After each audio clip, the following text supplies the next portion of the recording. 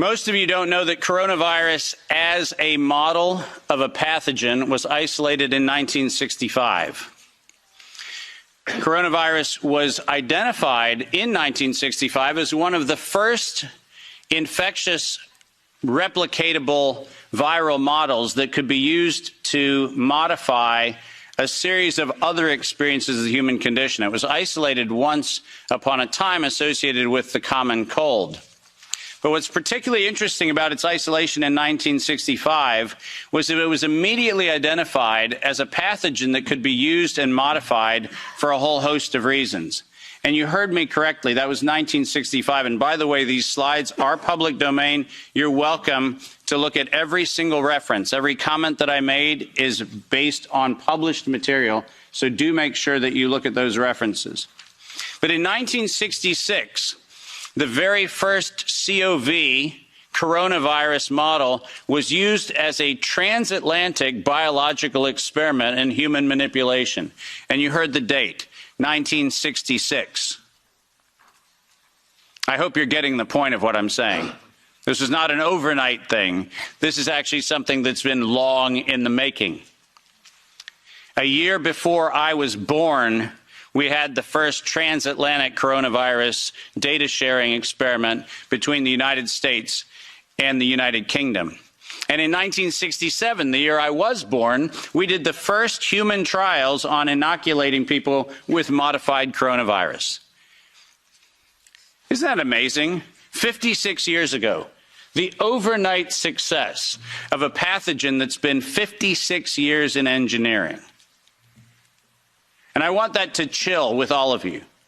Where were we when we actually allowed, in violation of biological and chemical weapons treaties, where were we as a human civilization when we thought it was an acceptable thing to do to take a pathogen for the United States and infect the world with it? Where was that conversation? And what should have been that conversation in 1967? That conversation wasn't had. Ironically, the common cold was turned into a chimera in the 1970s. And in 1975, 1976, and 1977, we started figuring out how to modify coronavirus by putting it into different animals, pigs and dogs. And not surprisingly, by the time we got to 1990, we found out that coronavirus as an infectious agent was an industrial problem for two primary industries, the industries of dogs and pigs. Dog breeders and pigs found that coronavirus created gastrointestinal problems, and that became the basis for Pfizer's first spike protein vaccine patent, filed, are you ready for this, in 1990. Did you hear what I just said? 1990. Operation Warp Speed? I'm sorry. Where's the warp and the speed? Pfizer, 1990, the very first spike protein vaccine for coronavirus. Isn't that fascinating? Isn't it fascinating that we were told that, well, the spike protein is a new thing. We just found out that that's the problem. No. As a matter of fact, we didn't just find out it was not just now the problem. We found that out in 1990 and filed the first patents on vaccines in 1990 for the spike protein of coronavirus. And who would have thought? Pfizer. Clearly the innocent organization that does nothing but promote human health. Clearly Pfizer. The organization that has not bought the votes in this chamber and in every chamber of every government around the world. Not that Pfizer. Certainly, they wouldn't have had anything to do with this. But oh yes, they did. And in 1990, they found out that there was a problem with vaccines. They didn't work. You know why they didn't work? It turns out that coronavirus is a very malleable model. It transforms and it changes and it mutates over time. As a matter of fact, every publication on vaccines for coronavirus from 1990 until 2018, every single publication concluded that coronavirus escapes the vaccine impulse. because it modifies and mutates too quickly for vaccines to be effective. And since 1990 to 2018, that is the published science, ladies and gentlemen. That's following the science. Following the science is their own indictment of their own programs that said it doesn't work. And there are thousands of publications to that effect, not a few hundred, and not paid for by pharmaceutical companies.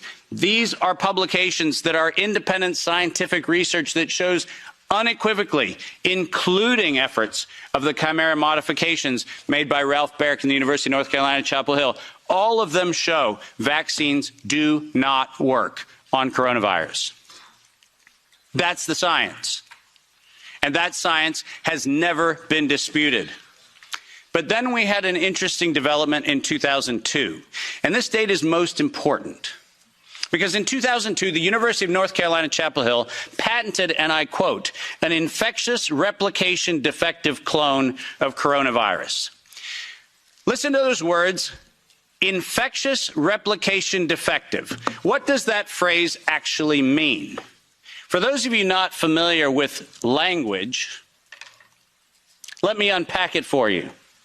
Infectious replication defective means a weapon.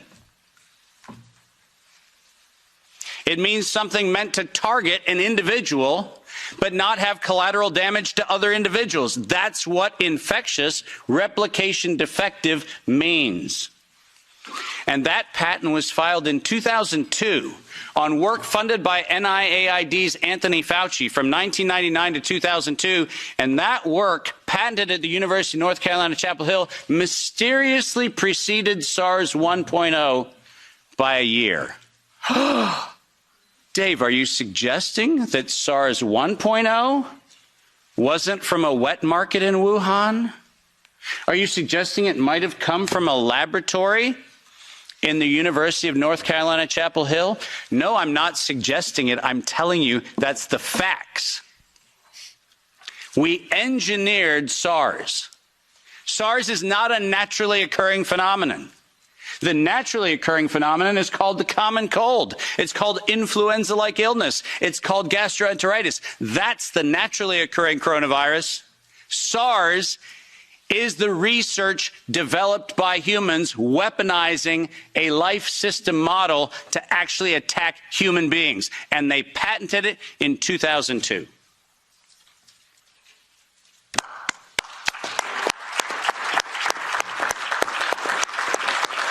And in 2003,